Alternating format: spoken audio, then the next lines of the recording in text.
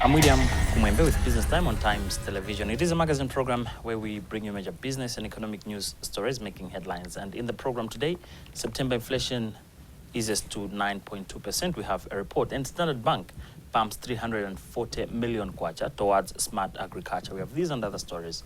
Stay tuned if you could.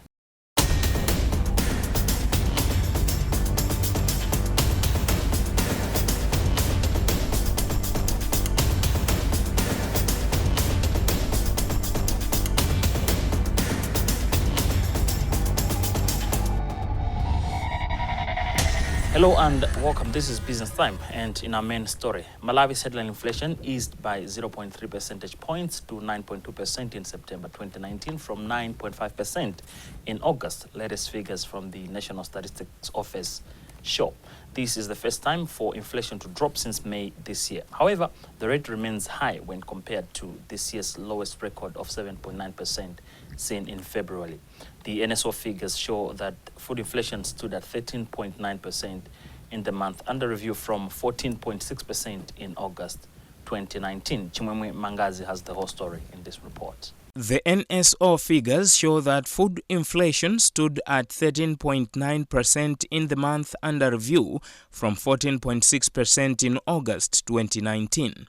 This is despite a stable increase in maize prices. Malawi's staple food currently trading between 12,500 kwacha and 15,000 kwacha per 50 kilogram bag in some parts of the country. Maize, as part of the food basket, impacts heavily on the country's economy, given that it constitutes 45.2% in the Consumer Price Index and aggregate basket of goods and services for computing inflation. However, non-food inflation remained low, maintaining an August record at 5.4% in September. Earlier, RBM revised upwards the 2019 annual inflation projection from 8% to 9% owing to elevated maize prices. Executive Director of the Economics Association of Malawi, Ekama Maleka Tula, says the move is expected to trigger similar movements in other macroeconomic fundamentals. What it means is that on average now prices in September are growing by 9.2%. If we compare them in September last year. And in August 2019, prices were going up by 9.5% compared to August 2018. So what it means is that now with the decline, if you look at the annual movements or annual changes in price dynamics or prices, we have seen that in September the prices have eased a bit. It was expected, though, in the previous month that the inflation is going to go up, basically on account of speculation that was there. You know that when we're going towards harvesting period or harvesting season, we noticed that inflation. We noticed that there were some shocks. We had heavy rains in the south that were associated with the cyclone Idai. That created in the minds of economic players that we were going to have a shortfall in terms of the food. Despite the figures were showing that we're going to have a surplus if you compare or higher yield this year compared to last year. The expectation was that, given that in 2019-2020 harvesting period or season, we expected higher crop outturn or crop yield. The expectation was that food inflation should have gone down. But because of speculation, people or business merchants or players expected that with the shock, the yield is going to go down, which did not practically turn out to be true. But still with that speculation, prices of maize or food commodities went up. That in itself resulted into inflation going up. Even when we look at fundamentals, if you look at exchange rate, the larger part, except when we were close to the elections, the exchange rate was just stable. All other macroeconomic indicators were stable. But inflation is still persisted, especially the increase in inflation then was emanating from food inflation. Because it was food inflation that was going up all through and through. And this point in time now for September 2019, we have seen that the food inflation has gone up a bit. And that in itself is also explaining the decline that was observed in overall headline inflation. So we should also, as we are already aware, food inflation constitutes a bigger weight into the overall inflation basket of this country. So anything happening to food is more likely going to tilt the overall outturn in inflation. So basically, maybe going forward, if you look at the exchange rate has stabilized, but there was a pressure when we were approaching elections in May, and soon after elections, we saw exchange rate losing out against the major currencies, and that was a pressure point for inflation to go up. And we also, maybe on that front, we can also say maybe the issues of political uncertainty or political impasse also has to some extent a bearing on the inflation dynamics. So all these things now we are seeing that maybe they are all more or less like stabilizing. Exchange rate is stable. Food inflation now is more or less like coming down. Where we are now, we should think that this is giving us a good ground going forward, that inflation should not run away as we feared, because we know this September going to October, November, we are going to lean season. Exactly. So in the lean season, inflation is seasonally expected that it's going to increase. But now with what we see now, maybe I could speculate, because I haven't seen the figures, but I could speculate that maybe the merchants that were holding on to maize, they know that maize is out there, maybe it's in abundance. So they might, if they hold on so long, it will reach a point that where current yield is going to be, or is going to be found with the next yield. In a recent interview, Professor of Economics at the Chancellor College, Ben Kalua, warned that inflation projections by authorities are based on wrong assumptions. Tea is one of the country's major export crops. However, local consumption stands at less than 3% of the amount produced. What is at stake and what needs to be done to address the problem? Business Time caught up with new general manager for local tea maker Chombe Foods in this interview. The thing is, if you take Malawi into account, there is a good opportunity for tea. Okay, a lot of people. The main thing is our people. Mainly, now I'm from Sri Lanka. Sri Lanka is also, as you know, one of the best teas are grown in Sri Lanka as well. But mainly, we should be sad to say our people doesn't know how to make a perfect cup of tea. We think that we know to make a cup of tea, but we are actually throwing the good part of the tea outside. Because what we do is we just put a tea bag, we put the water, within few minutes we just throw the tea bag, where you don't get the maximum out of the tea bag. So you need to keep it little for about 2-3 minutes, and then only the brew comes out. So we can't be in a hurry, because the water will give you the depending on the temperature, you will get the thing coming out. So likewise, we need to educate the people here. So future, I don't think is not bad for tea. Coffee, of course, yes, there is some problems coming in. If you see the social media and those kind of the websites and all, they say that because of the caffeine, that too much caffeine and those kind of stuff, health benefits kind of stuff, they say that they're slowly going out of coffee, and most of the countries have gone into tea. So I think there is good potential in Malawi, mainly even in hotels and all. I think we should promote more tea-based products. So tea-based means not only the cold, just normal iced tea or the normal hot tea or something like that. We can go for cocktails or mocktails, something like that with tea. So those are some of the initiatives slowly we will put into the market as well. So we have, if you take our tea, we have 2 segments mainly, leaf tea, loose leaf, and the tea bags. So loose tea we have divided into 2. There is one called economy and the other one called export. And we have 1 tea bag range. So tea bag range also we are hoping to increase into different segments.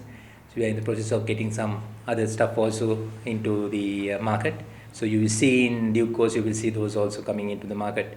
So our main target is to, because as you know, Chombe is a household name in Malawi. So I think we have if you compare with the other brands, we have a higher market share also. So but what we need is, everyone is giving just a cup of tea. So here what we need is, what we are trying to do is, mainly we are trying to, while we do our sales, we are hoping to help the Malawian farmers also. So you get some brands here. When I went to the supermarket, we see you get some brands where they bring tea from outside and sell it in Malawi, where you are not gaining any. As a country, Malawi is not gaining anything because the money that they get will be taken back to their own countries. Remember, this is Business Time on Times Television with me, William Kumwembe. It is a magazine program where we bring you major business and economic news stories making headlines. We'll be right back.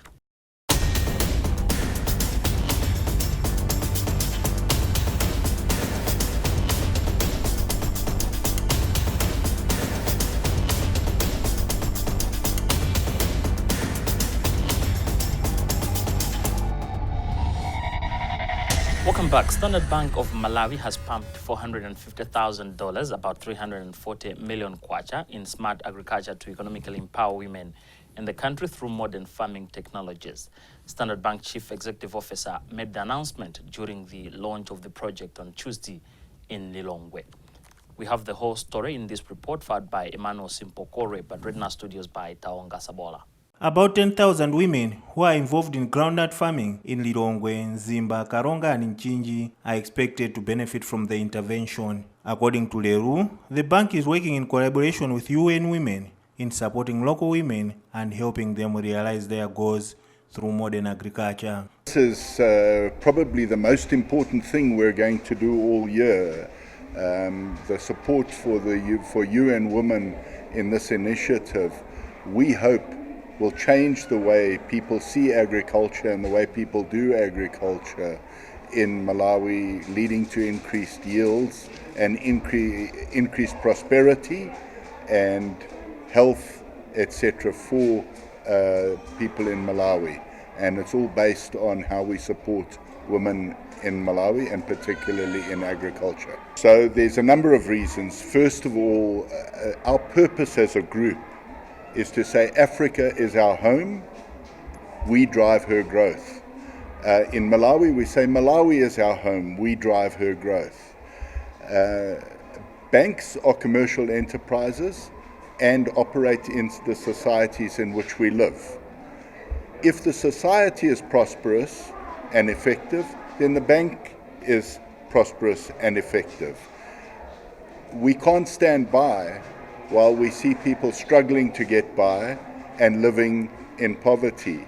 If the people of Malawi are lifted out of poverty, if the people in Malawi are able to move to a more prosperous future, that's good for us as a bank. So this is the reason why it's so important for us. The UN is administering the payment and the way that the $450,000 is spent. There's also a commercialization aspect of this. So if this process works well, then that feeds into the commercial aspects of the bank and we hope that will allow access to finance for those sorts of things. UN Women representative Clara Anyangwe commended Standard Bank for committing the money towards the project. UN Women, we've gotten into a partnership with Standard Bank and the government of Malawi to economically empower women farmers, but specifically through climate smart agriculture. You all know Malawi, we have this cyclical thing of droughts and floods and droughts and floods. So we thought that it would be very good to take that into account as we work with women farmers. So this project is actually targeting 10,000 women from Lilongwe Rural, Mzuzu, and Kasungu. Yes, they have been growing groundnuts, but we need to ensure that they move up the value chain in terms of processing. We just witnessed a demonstration. They will produce very well in tons and tons, but there's need to add value to the groundnut in terms of having peanut butter or vegetable oil. And after that, what next? Access to markets. So this is what we're adding to the work that the cooperatives have been doing. In her remarks, Director of Agriculture and Irrigation in the Ministry of Agriculture, Yanela Ntupanyama, said government will support the project, which is in line with the national priorities as stipulated in the National Agriculture Investment Plan. This is a unique initiative where they are providing funding to the women, empowering them so that they can add value to their crops, especially groundnuts, because we've had difficult problems with groundnuts. In most of the cases, the prices are low. They give them low prices, but with the value addition, the prices, they'll be cashing good prices. So we are excited for the women. We are also excited that now they can be able to be provided with good information in terms of how they can market and how they can also provide information to the public in terms of marketing. But more exciting is the fact that now they'll have equipment and also support to add value to the groundnuts. Standard Bank is committing a total of $3 million towards projects which will be implemented in Malawi, South Africa, Uganda, and Nigeria, impacting 50,000 women. Now, SIFAO Malawi has unveiled plans to launch new models of Ford Ranger and Ford Everest brands. SIFAO Malawi Head of Sales, Michael Komani, told journalists in Blantyre on Tuesday that the new models are coming with new features like refined suspension and start and stop button with keyless entry. Our journalist Martin Piri caught up with Komani. We are proud to present to our customers, all Malawians, a new product which is basically Ford, which comes in two, the Ford Everest and the Ford Ranger. We have got what we are calling the 2020 model Ford Ranger and Ford Everest. And these two models are packed with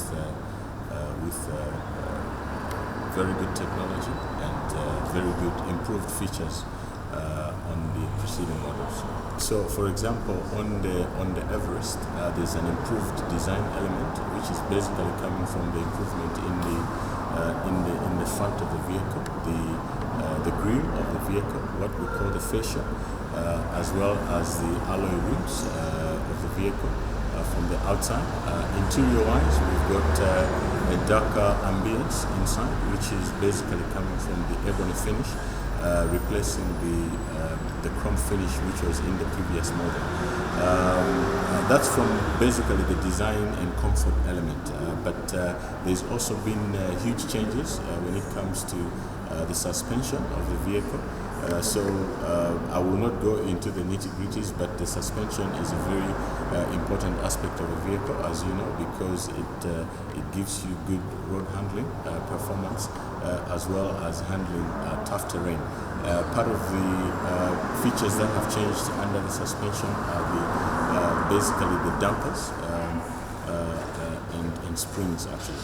And then we have maintained the same engine in the Everest, which is a 3.2-liter engine, but we have introduced other modern technologies, including the autonomous emergency braking system with the pedestrian sensors.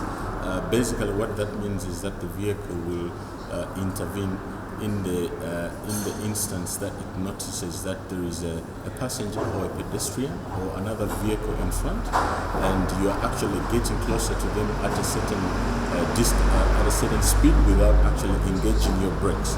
The vehicle, if the feature is on, will actually intervene to decelerate the vehicle and avoid an accident. There is no need to fear, because the new changes have actually also improved the fuel efficiency of the vehicle, and so there is no need to worry about that.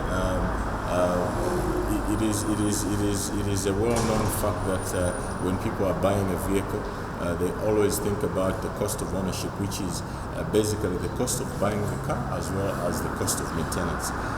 The Ford range, not necessarily the Ranger, but the Everest and the Ranger have got one of the best cost of ownership in this country.